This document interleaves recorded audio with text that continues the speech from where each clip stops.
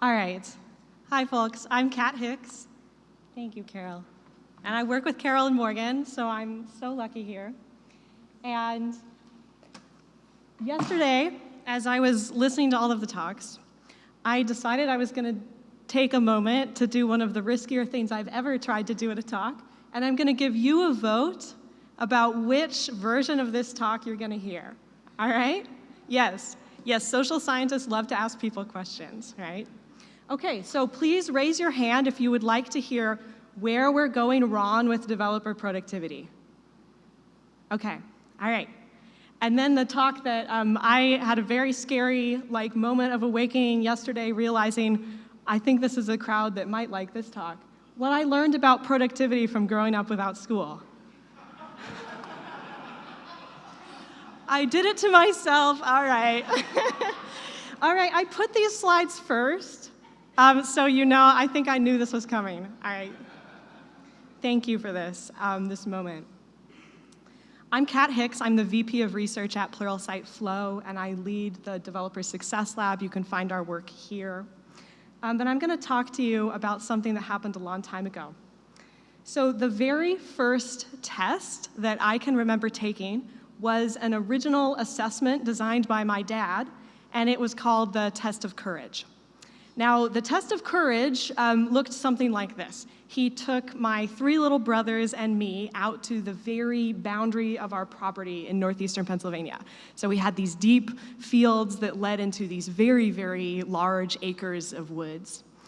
And we did it at sunset, and we lit a beautiful fire. And he took one kid at a time into the woods, and he had you close your eyes, and then he left you there. And your job was to make your way back to the fire in the dark alone, which was really delightfully terrifying. But I never refused to do it. And sometimes I wonder why I never refused to do it, and I think it had to do with this. It is really powerful to be asked to be brave, right? So fast forward 10 years from that test of courage, and I faced a very different problem in the world. But it turned out this problem was also going to involve a lot of tests. I decided to go to college. Now, I wasn't super clear on what college was, but I had the picture in my head, something like this: green fields, big school building, probably made out of brick. And a typical college application, as you probably know, consists mostly of measurement of you and your experience, what you did, right? And we do this because, as Carol just gave a very great, clear talk on, we need to define success and try to capture it somehow in the world, right? And so we do this in college applications with things like grades and transcripts and letters from guidance counselors or teachers, lists of extracurriculars boiled into quantified measures, right? And we want to standardize these because we want to be able to compare between people. And I did not have any one of those things. I was nothing like a standardized applicant, right? So I had no grades, I had no transcript, I had no guidance counselor.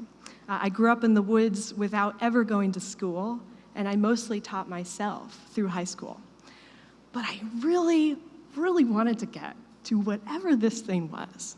I wasn't super clear on the details of college, but I decided if I could, I knew I had done a lot, if I could just have a conversation with college, we could work this out. And then I realized I didn't know how to talk to college. But college was foolish enough to put its phone number online.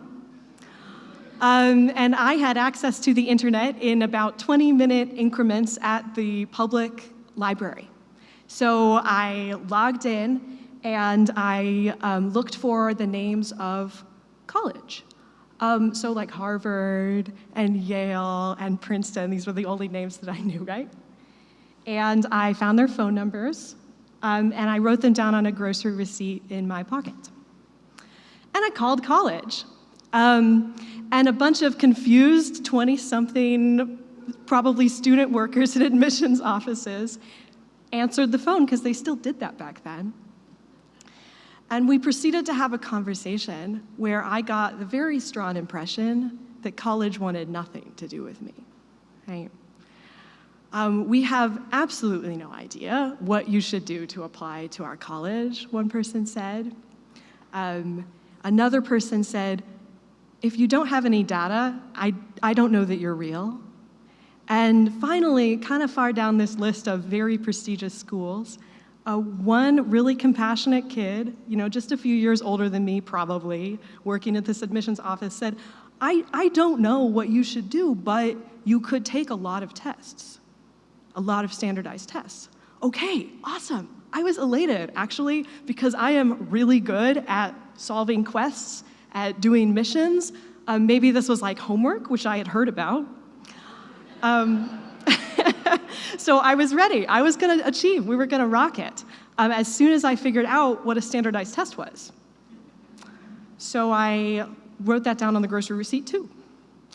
I don't know if you know about this ecosystem, but at least a few years ago, there were about 20 SAT-2 tests administered in the US, and maybe something like 38 AP subject tests. Now, I made a little bit of bank because I worked all day while everyone else my age, like a loser, was in school. But I still only made about $7.25 an hour, so I knew I could not afford 58 tests. So what could I do? I went again to the library because probably like most of you, I figured out that every problem should start with going to something like the library. And they had a shelf of standardized test prep books about a decade old, and I can still remember all of their spines. SAT-2, Math 1, AP World History, AP Biology, AP Psychology, AP Art History for some reason. This shelf of books became the test that I decided I was going to take. All right, the get to college plan was in motion. I was going to make it. I was really elated. I was really psyched. I was really proud of myself. And then a wrinkle in the plan emerged. I am a pretty good researcher. I can go to the library. I can find out answers to things I didn't know. But I am a really bad test taker. Yeah, I see the looks on your faces. That was like me. When I took the PSAT for the first time, I threw up in the bathroom. When I took the SAT, I threw up in my mouth twice.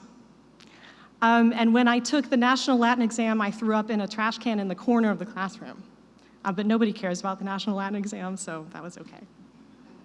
But I could do it. I grew up with sheep on a small farm. I grew up with 3 little brothers. I was regularly splattered in unpleasant substances.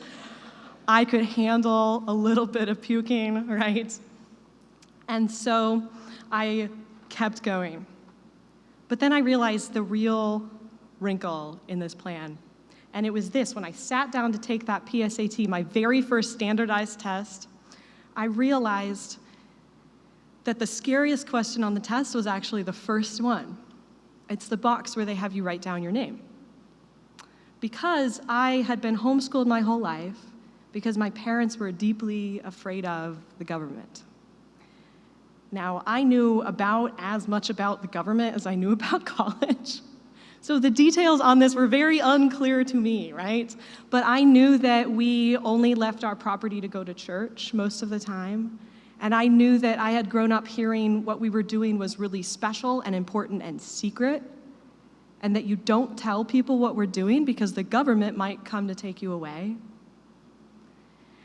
And I was sitting in the most governmental room I had ever been in, a public school classroom, to take the most governmental form. I'd never seen something like this. And I looked at the box where you're supposed to write down your name, and I could not do it. I failed my first test. So hundreds of college brochures came to my home. I gave them my address, but I gave them a fake name. These came to my home addressed to Catriona, Paltinara, some kind of name I made up in my little kid, anxiety. But they still came, hundreds of glossy brochures. And I realized maybe college is real. They don't know I'm real yet, but I saw the pictures were pictures of big green fields and red brick buildings and students who kind of looked like me out there. So I decided I was going to try again. And I sat down in another classroom, and I thought to myself, maybe the government will come to get me, I don't know. But I have to try, because I wanted to learn. I wanted to learn so badly. It felt like breathing. It felt like oxygen. It didn't even really feel like a choice at that point. And I wrote down my real name. And the government came to get me. They came to give me a National Merit Scholarship and an AP commendation and some sort of state award for like taking more AP tests than anybody should really take in a year.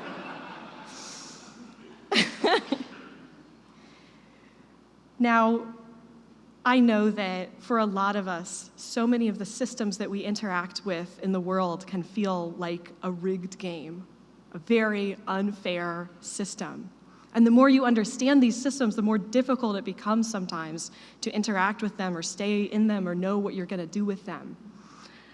I went to college, and I liked school so much that I went through a PhD, and I ended up doing a dissertation on classrooms.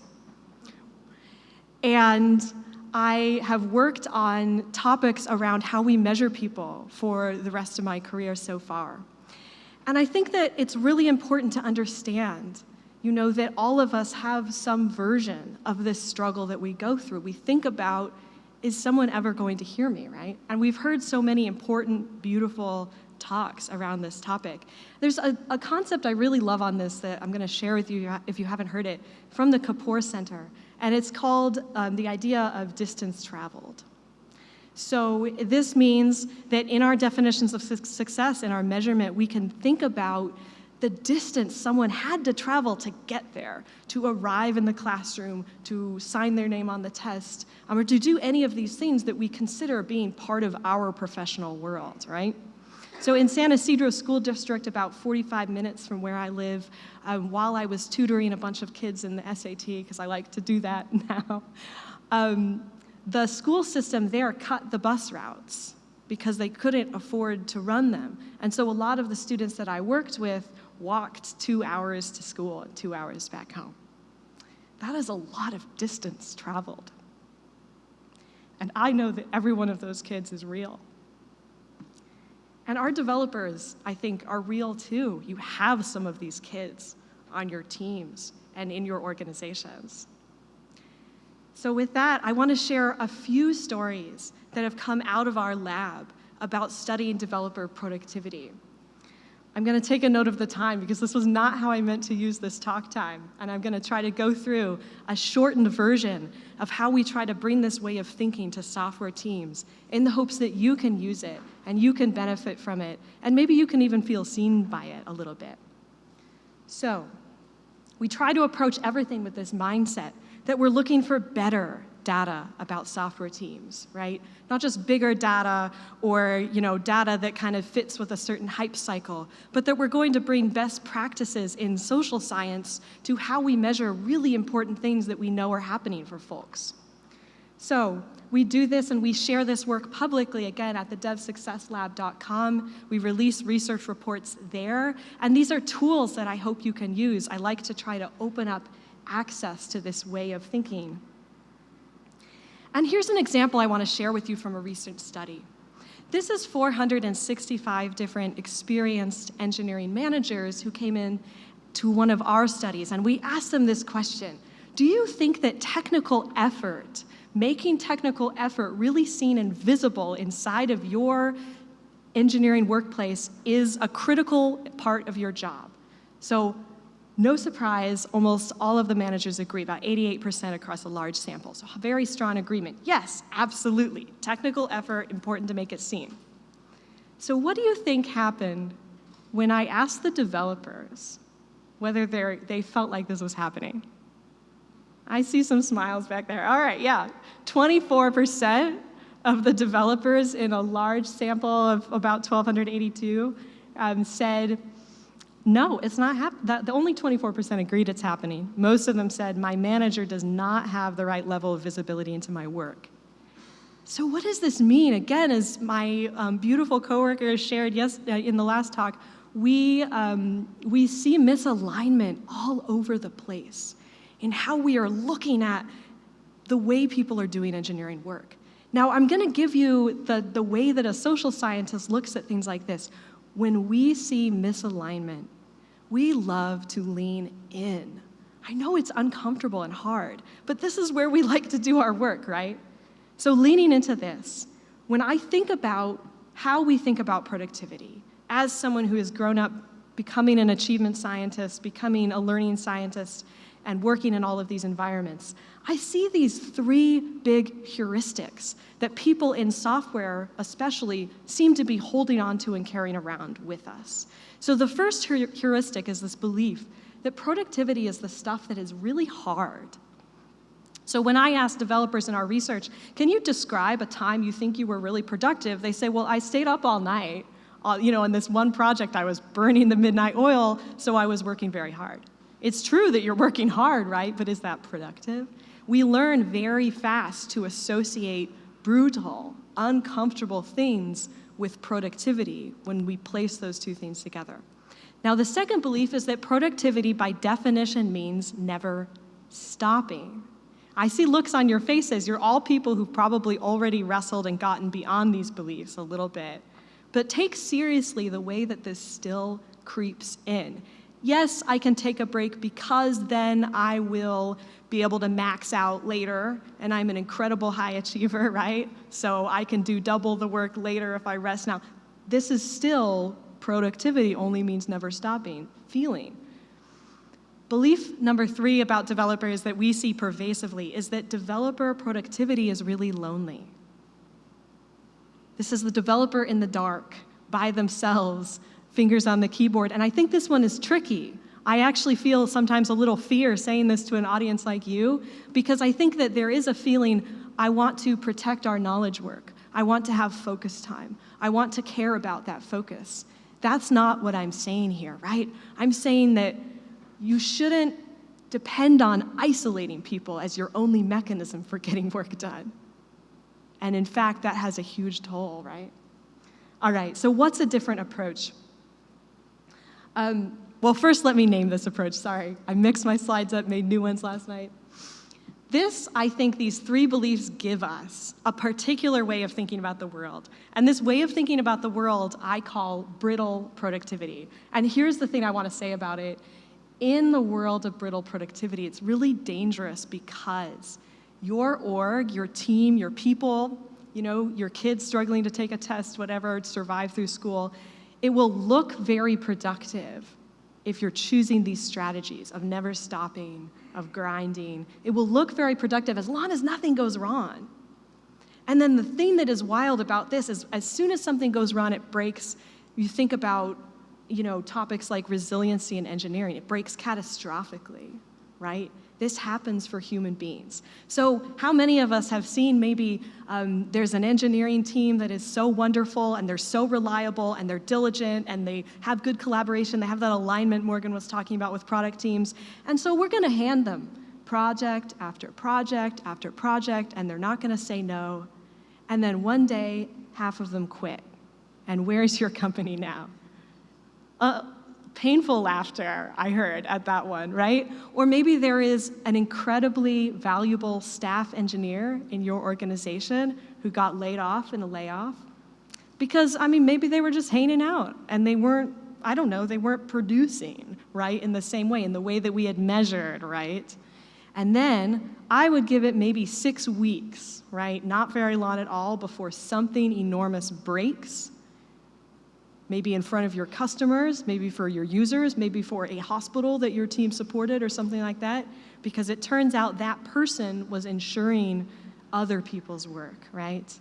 So what we want to move towards instead, and the model that my lab tries to put out, is the idea of resilient productivity. This is when you're thinking about productivity building for the long term. And when something goes wrong, resilient productivity cycles deliver. This is kind of the key indicator for it, right? I see some nods because I think we've all kind of lived this, right? I don't think I'm giving this talk to people who haven't felt this. What I would love to say to you is that this is really important. And if you are letting other people shove you into the brittle productivity box, even when you know it's not going to work and you see the thing breaking, a lot of stuff in this world is going to break. So what can we do to fight for this, right? My team has tried to put out a model around what we call developer thriving. And I'm going to go through this a little bit quickly and just give you an example of it and an example of the evidence of it. But it's important for you to know that thriving is a concept that's out there. It's something that exists in the social sciences, in the clinical sciences. We think about thriving as being better than okay. You're flourishing, actually. I think that developers should demand thriving in their environments. And so what does it look like when we take thriving seriously? Well, we did this in a research paper that is freely available for you to read, download, full of qualitative quotes from the people in our studies telling us how this works for them, the examples, what they want you to hear as leaders to grow these things. These are the 4 levers that we propose that you pay some serious attention to. Developer agency, which is when developers feel like they have ownership, they are creators of technical decisions. This can be boosted by supporting developer-driven initiatives, by supporting their bottom-up sources of information about what is really happening to change leadership decisions. Learning culture. This is not just individual learning, all right? 1 million developers come into my research and say, I absolutely love learning, lifelong learner, of course we need to learn new technology every day. And then you start to ask them, does your team have a learning practice? Do they set goals together? If you say, I need 2 more weeks because we have this, the learning isn't here and I need to upskill, will that space be made for you by your manager? That's learning culture stuff, right? Motivation and self-efficacy. Self-efficacy, if you haven't heard it, is kind of a psychological powerhouse. It has to do with this important mechanism we use to tell ourselves, I don't know what I need to do, I don't know what it is, but I'm gonna figure it out. I can figure it out, right? And this is a place where engineering managers can play an incredibly important role. And support and belonging. We just had an incredibly beautiful talk walking you through sense of belonging. There's a vast amount of research on this. We measured this as well in software teams. And when we look at this is data aggregated across those 1,282 different developers, so many, many points stacked on top of each other here.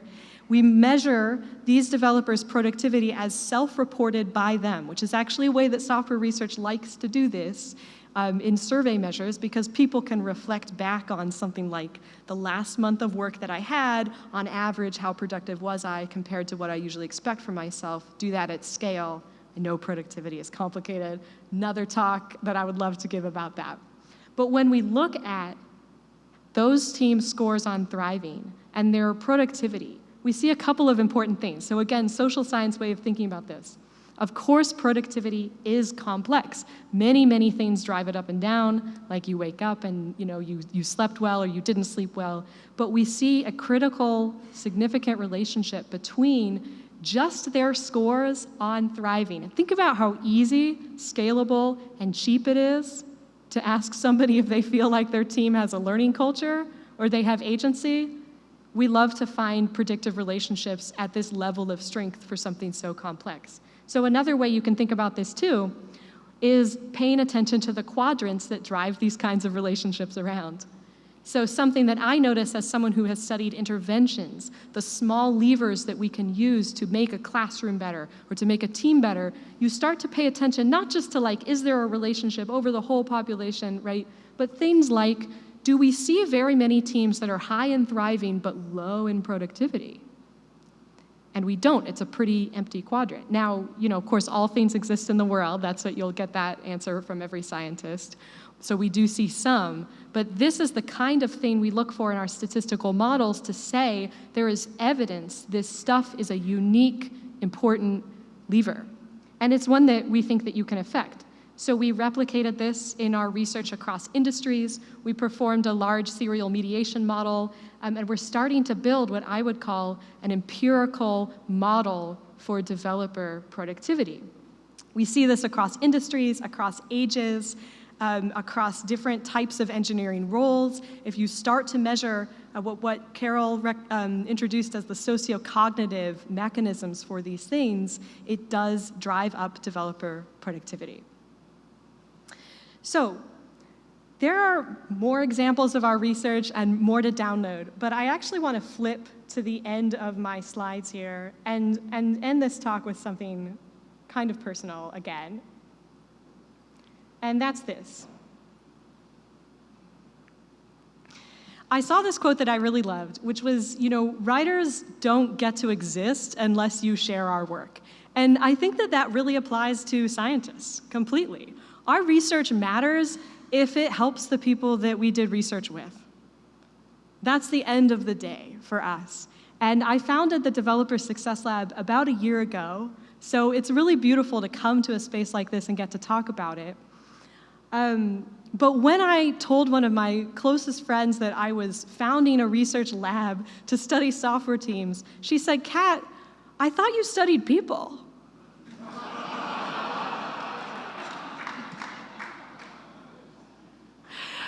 I love it, but it hurts. You are people. To me, you are very real people. We are all very real people in this industry. And we deserve a social science for these amazing people that we're working with, for the people that we are. We are trying to build this social science, so please share our work, use it, engage with it. That is how we keep going. Thank you so much.